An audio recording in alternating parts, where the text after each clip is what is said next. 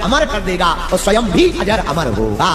यह ऋषियों का वरदान पा करके, श्राप और वरदान पा करके दूसरे जन्म में वह अंजनी माता अंजना बनी जन्म हुआ। वानर राज से, केसरी से विदाई हुआ और इनके ही घर पर हमारी सरकार प्रकट भई। प्रकट कैसे भय? श्रृंगी ऋषि ने यज्ञ किया, वशिष्ठ जी ने बुलाया। कहाँ? अयोध्या में। जब दशरथ जी को कोई संतान नहीं थी तो यज्ञ के लिए बुलाया। जब वहां यज्ञ हुई अयोध्या में, राम जी के प्रकट होने के लिए दशरथ जी ने की, तो अग्निदेव चरु प्रसाद खीर लेकर प्रकट भय। महाराज दशरथ ने उस खीर के पात्र को, आधा खीर कौशल्या माता को दे दिया, आधे में से आधे दो भाग किए, एक भाग कैकेयी को दिया। उसी समय एक गिद्ध चील वहां से उड़ती जा रही थी। उसने कैकेयी के हाथ पर खीर का प्रसाद खाने का देखा। पत्तल में उस गिद्ध ने, उस चील ने एक झपट्टा मारकर कैकेयी के हाथ से वह खीर के पात्र को छुड़ा लिया और उड़कर चली गई। कैकेयी माता रोने लगी। तब कौशल्या जी ने अपना थोड़ा भाग और थोड़ा चरु जो पात्र था उससे प्रसाद खीर का निकालकर पुनः कैकेयी को दिया। वह गिद्ध चील वो खीर का पात्र लेकर खाने के लिए अयोध्या से दौड़ी दौड़ी त्रिकूट पर्वत, वेंकटाचल पर्वत तक पहुंच गई, जहां अंजनी माता तपस्या कर रही थी पुत्र प्राप्ति के लिए, सूर्य भगवान को अर्घ दे रही थी। तब तक पवन का झोंका लगा, उस चील के हाथों से वह पात्र छूट गया, माता अंजनी के हाथों में आ गया। उस खीर के प्रसाद को भगवान का प्रसाद मानकर माता अंजना ने पा लिया। तो इधर कौशल्या उस खीर से राम जी को प्रकट करती, कैकेयी भरत जी को प्रकट करती और शत्रुघ्न जी को और लक्ष्मण जी को सुमित्रा मैया प्रकट करती। उधर उसी खीर के प्रसाद से अंजनी माता हनुमान जी को प्रकट करती है।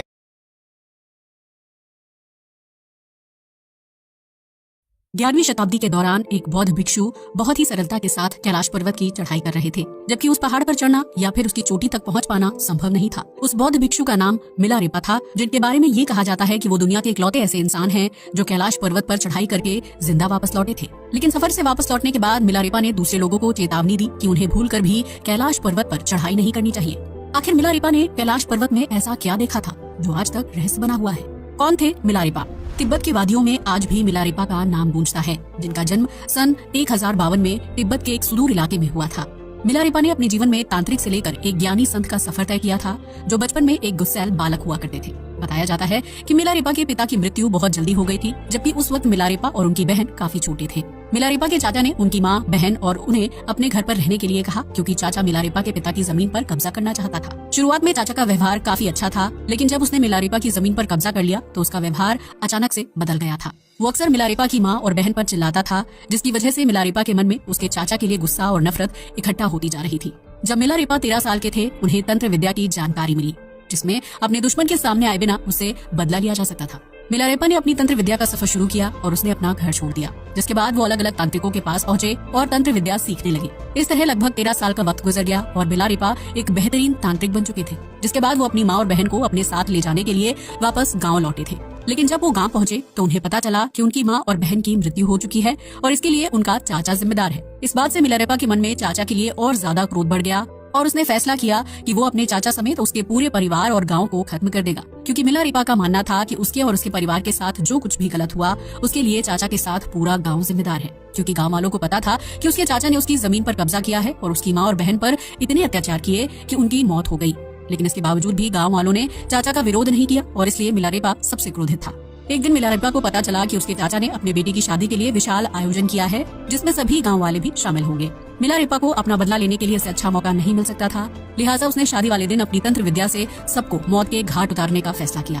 एक तरफ सभी गांव वाले चाचा के घर पर इकट्ठा होकर जश्न मना रहे थे, वहीं दूसरी तरफ मिलारेपा एक कमरे में बैठकर तंत्र विद्या कर रहा था। बाहर मौसम बिल्कुल साफ था और आसमान में सूरज चमक रहा था, लेकिन मिलारेपा की तंत्र विद्या से कुछ ही देर में अचानक काले बादल छा गए और आंधी तूफान आने लगा। इसके बाद अचानक से आसमान से बड़े बड़े ओले बरसने लगे थे और उन ओलों की वजह से मिलारेपा के चाचा के साथ उसके बेटे और पत्नी की मौत हो गई थी, जबकि उस खतरनाक ओलों की बारिश में गाँव वालों की भी जान चली गई थी। पूरे गाँव में लोगों की लाशें और खून बिखरा हुआ था, जिसे देखकर मिलारेपा के मन को काफी शांति मिली थी। लेकिन कुछ समय बाद जब मिलारेपा का गुस्सा शांत हुआ तो उसे एहसास हुआ कि उसने अपने चाचा और गांव वालों के साथ गलत किया है। मिलारेपा के मन में सिर्फ क्रोध था, लेकिन उसे नहीं पता था कि उसका क्रोध उसे खूनी बना देगा। अब मिलारेपा को कहीं सुकून नहीं मिल रहा था और वो मन ही मन खुद को निर्दोष लोगों की जान लेने के लिए दोषी मान रहा था। इसलिए मिलारेपा ने एक तांत्रिक जीवन को छोड़कर एक भिक्षु का जीवन व्यतीत करने का फैसला किया। अब उसे घर, जमीन या फिर पैसों से कोई लेना देना नहीं था, क्योंकि इन सभी चीजों में उसे शांति नहीं मिल रही थी।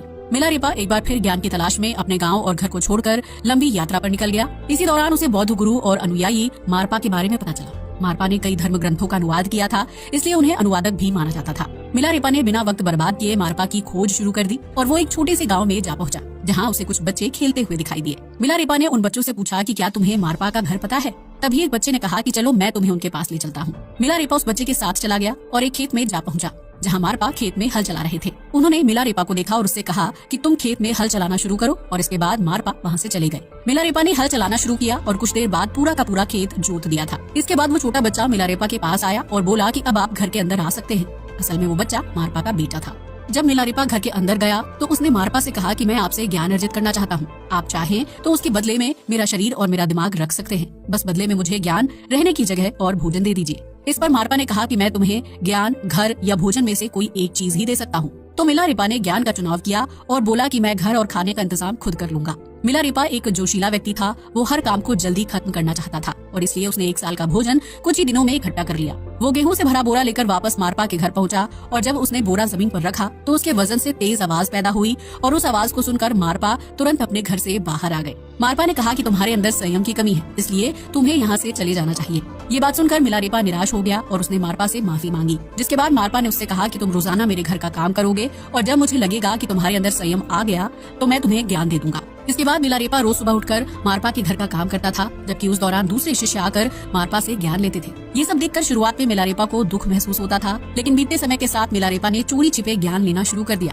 जब ये बात मारपा को पता चली तो वो मिलारेपा से काफी क्रोधित हुए थे और उसके बाद मिलारेपा किसी दूसरे भिक्षु के पास ज्ञान लेने चले गए। लेकिन काफी कोशिश करने के बावजूद भी मिलारेपा को ज्ञान नहीं मिल पा रहा था, जिसके बाद मारपा उस भिक्षु के पास पहुँचे और बोले, तुम मेरे शिष्य को ज्ञान कैसे दे सकते हो। दरअसल मिलारेपा ने दूसरे भिक्षु से झूठ बोला था कि उसे मारपा ने भेजा है, लेकिन जब मारपा खुद वहां पहुंच गए तो मिलारेपा का झूठ सबके सामने आ गया और इस बात से उसे बहुत ज्यादा दुख और शर्मिंदगी महसूस हुई। मारपा ने कहा कि मैं तुम्हें ज्ञान इसलिए नहीं दे रहा था क्योंकि तुम्हारे अंदर संयम की कमी थी और इस वजह से तुम्हारा मन पवित्र नहीं हो पाया, लेकिन आज तुम्हें अपने किए पर पछतावा है तो मैं तुम्हें ज्ञान देने के लिए तैयार हूँ। उस वक्त तक मिलारेपा की उम्र काफी ज्यादा हो गई थी, लेकिन उसने मारपा से ज्ञान प्राप्त किया और इस तरह मिलारेपा एक तांत्रिक से एक बौद्ध भिक्षु बन गए थे। इसके बाद मिलारेपा ने कैलाश पर्वत की चढ़ाई करने का फैसला किया। हालांकि वो ये बात अच्छी तरह से जानते थे कि उनसे पहले किसी ने भी कैलाश पर्वत पर चढ़ने की हिम्मत नहीं की है। दरअसल हिंदू धर्म में कैलाश पर्वत को एक पवित्र पहाड़ माना जाता है, जहां भगवान शिव अपने परिवार के साथ रहते हैं। कहते हैं कि कैलाश पर्वत में चढ़ाई करने के दौरान दिशा भ्रम होता है, जबकि कई लोग रास्ता भटकने की वजह से कैलाश पर्वत से कभी वापस लौटकर आते ही नहीं है। लेकिन इन सब बातों के बावजूद भी मिलारेपा ने कैलाश पर्वत पर चढ़ाई की और वहां से जिंदा वापस लौटने में सफल रहे। जिसके बाद दूसरे लोगों ने मिलारेपा से ये जानने की कोशिश की कि कैलाश पर्वत का माहौल कैसा है, लेकिन कहते हैं कि कैलाश पर्वत की यात्रा पूरी करने के बाद मिलारेपा ने अपने मुख से एक भी शब्द नहीं निकाला था। ऐसा लग रहा था कि उनकी आंखों ने उस सत्य को देख लिया है जो आज तक इंसानों से छिपा हुआ है। कई लोगों का मानना था कि मिलारेपा ने स्वयं भगवान शिव के दर्शन किए थे और उनके आदेश पर ही उन्होंने वापस लौटने के बाद अपनी यात्रा या फिर कैलाश पर्वत के बारे में किसी को कोई जानकारी नहीं दी थी। कहते हैं कि कैलाश पर्वत के इर्द गिर्द जीवन से जुड़े ऐसे रहस्य छिपे हुए हैं जो अगर इंसान के सामने खुल जाएं तो उससे पूरी धरती का विनाश हो सकता है, और शायद इसी विनाश को रोकने के लिए मिलारेपा ने कैलाश पर्वत से जुड़ी सच्चाई किसी के सामने उजागर नहीं की थी। कहते हैं कि कैलाश पर्वत में उम्र का असर कम होने यानी अमर होने का रहस्य भी छिपा हुआ है, और कई लोग मानते थे कि मिलारेपा को वो रहस्य मिल चुका है, इसलिए वो किसी को कैलाश पर्वत की सच्चाई नहीं बता रहे हैं। लेकिन अगर ये बात सच होती तो मिलारेपा आज भी जिंदा होते और उनके पास अमरता का वरदान होता। कैलाश पर्वत की यात्रा से पहले और बाद में मिलारेपा ने कई गीत और कविता लिखी थी, जिसकी वजह से उन्हें संत कवि भी कहा जाता था। वहीं सालों तक ज्ञान अर्जित करने के बाद मिलारेपा वापस तिब्बत अपने गाँव लौट गए थे, जहाँ उन्होंने दूसरे शिष्यों को ज्ञान देकर जीवन की सच्चाई से अवगत कराया था। वहीं सन 1135 में मिलारेपा ने दुनिया को त्याग दिया था, जबकि तिब्बत में उन्हें आज भी एक धर्म गुरु के रूप में पूजा और याद किया जाता है। अगर मिलारेपा के पास अमरता का रहस्य होता तो वो अपना शरीर क्यों त्यागते। लेकिन इस बात में कोई दो राय नहीं है कि कैलाश पर्वत की यात्रा पूरी करने के बाद मिलारेपा को कुछ ऐसे रहस्यों का पता चल गया था जो अगर दुनिया के सामने आ जाते तो इससे विनाश हो सकता था। हालांकि कई लोग मानते हैं कि मिलारेपा ने कभी कैलाश पर्वत को पार किया ही नहीं था, बल्कि उन्हें विश्व प्रसिद्ध बनाने के लिए ये झूठी अफवाह फैलाई गई थी। तो दोस्तों, ये थी तांत्रिक से धर्म गुरु बने बौद्ध भिक्षु मिलारेपा की कहानी, जो दुनिया के इकलौते व्यक्ति हैं जिन्होंने कैलाश पर्वत को पार किया है। आज के लिए बस इतना ही। वीडियो अच्छा लगा हो तो इसे लाइक और शेयर करें, साथ ही हमारे चैनल को भी सब्सक्राइब करें। जय हिंद दोस्तों।